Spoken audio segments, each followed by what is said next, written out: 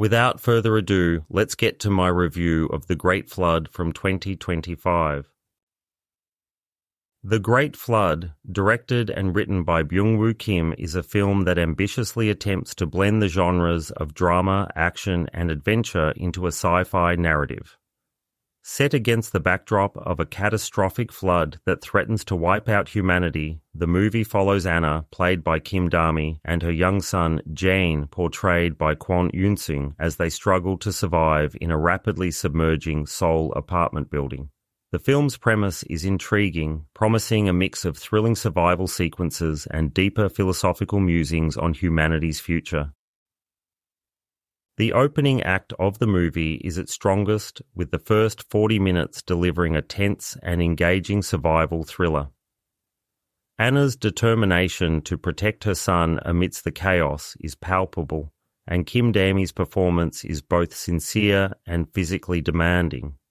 The special effects during these sequences are commendable, creating a sense of urgency and danger as the floodwaters rise. The film effectively captures the claustrophobic atmosphere of a city under siege by nature, and the initial focus on survival is gripping. However, as the narrative progresses, the Great Flood begins to falter under the weight of its own ambitions. The introduction of a sci-fi element involving Anna's role as a key figure in a secret United Nations project shifts the film's tone dramatically. This transition from a straightforward disaster movie to a more cerebral exploration of humanity's future is jarring and not entirely successful. The film's attempt to weave in complex themes about technology and emotional responses feels convoluted, and the plot becomes increasingly difficult to follow. The supporting characters, including Park Hae-soo's Hee-jo, a security officer tasked with rescuing Anna, are underdeveloped, leaving little room for emotional investment.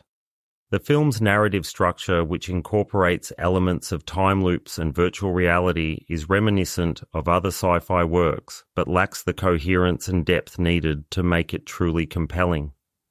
The storytelling becomes brittle, and the lack of a clear antagonist or central conflict further weakens the film's impact. Despite its flaws, The Great Flood is not without merit. The visual effects are impressive, and the film's exploration of social stratification and human resilience in the face of disaster is thought-provoking. The chemistry between Kim Da-mi and Kwon Yoon-sung adds an emotional core to the story, and their performances are a highlight. However, the film's ambitious narrative ultimately bites off more than it can chew, leaving viewers with a sense of unfulfilled potential. In summary, The Great Flood is a visually stunning film with moments of genuine tension and emotion. However, its attempt to blend multiple genres and explore complex themes results in a disjointed narrative that struggles to maintain its momentum. While it is not a bad film, it falls short of being a great one, leaving audiences with a mixed experience that is both intriguing and frustrating. And that concludes my review of The Great Flood, and I'm giving it 3 stars out of 5. Thank you for listening. If you enjoyed this review, please like, subscribe, and I hope to see you next time at Mindset Movie Reviews.